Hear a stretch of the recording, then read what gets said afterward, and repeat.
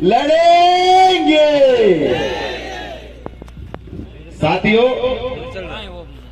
आज महामानव बिरसा मुंडा जयंती की आप सबको बहुत बहुत शुभकामनाएं। और आप सब ने एकता ने, जोहार शब्द ने एक प्रदेश के मुख्यमंत्री को नाचने पर मजबूर कर दिया। जो कुछ समय पहले तक आदिवासी को सिर्फ वोट बैंक समझता था, आदिवासी को समझता था कि दारू पिला के वोट ले लेंगे हम, इनका शोषण कर लेंगे हम, लेकिन उनको भी यकीन हो गया कि ये नाचने वाला आदिवासी अब नाचने वाला ही नहीं रहा है, अब नचाने वाला हो गया है और हमने नचा दिया है। साथियों, जैसे लोकेश भाई ने बताया कि बेरोजगार, शिक्षा, ये जो हमारी मूलभूत सुविधा है, हमारी बात हो रही वहां पे कि मोदी जी आ रहे हैं, हमारे क्या मुद्दे हो सकते हैं, आप किस मुद्दों पे बात करना चाहेंगे और कुछ रखना चाहेंगे। तो हमने एक ही बात कहा है कि 1.5 लाख जो पद खाली है वो 1.5 लाख पद भर दीजिए, आपको मुजरा करने की भी जरूरत नहीं पड़ेगी, हम ऐसे आपके साथ में हैं।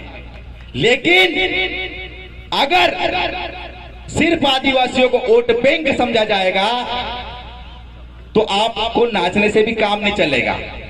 तो ये बात बता दीजिए आप। और ये हमारी और आपकी और तमाम जो हमारे साथ अतिथि आए हैं, जो कई सालों से अलग अलग क्षेत्र में, अलग अलग जगह पे अलग जगा रहे हैं, आदिवासियों को एकजुट कर रहे हैं, बता रहे हैं हम इस देश के मालिक है, तो उस बात का एहसास करा रहे हैं। उनकी आज तपस्या कहीं न कहीं सफल होती जा रही है और हमारे पुरखों को पुनर्जीवित करने का जो संकल्प उनका है, ये कहीं न कहीं पुनर्जीवित होता जा रहा है कि आज सभी को लगने लग गया है कि आदिवासियों को अब अपनाना पड़ेगा।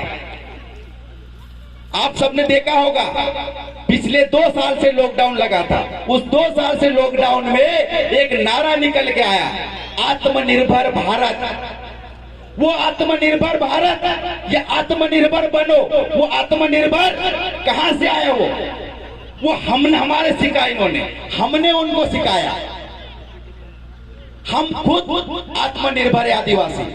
आप सबने देखा होगा हमारे कुछ साल पहले एक भाई के घर अगर हल नहीं होता था तो हल के बदले वक्कर ले जाता और वक्कर के बदले हल ले जाता। हमारे घर आज भी 7 धान्य उगाते हैं, साल भर का खाना हमारे घर में आज उगा लेते हैं हम कि कहीं पर हमें मांगने की जरूरत नहीं पड़े। तो हम पहले से आत्मनिर्भर है और इस देश दुनिया के लोगों को भी इस बात का एहसास हो गया कि हमें अब आदिवासियों से सीखना पड़ेगा।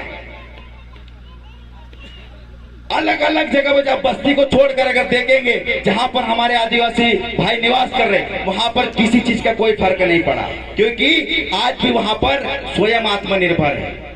तो जब तक ये धरती के लोग आदिवासियों की परंपरा, आदिवासियों को नहीं अपनाएंगे, आदिवासियों से नहीं सीखेंगे, तो इनको मालूम है कि हम नष्ट हो जाएंगे।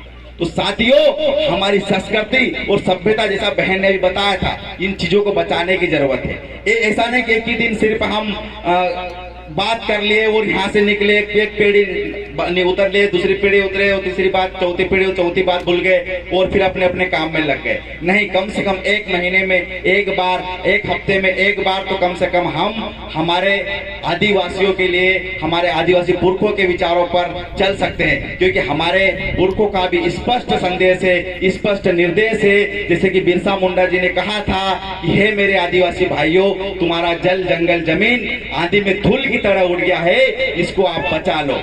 तो इसको जल जंगल जमीन को बचाने का कार्य आप सबको करना है।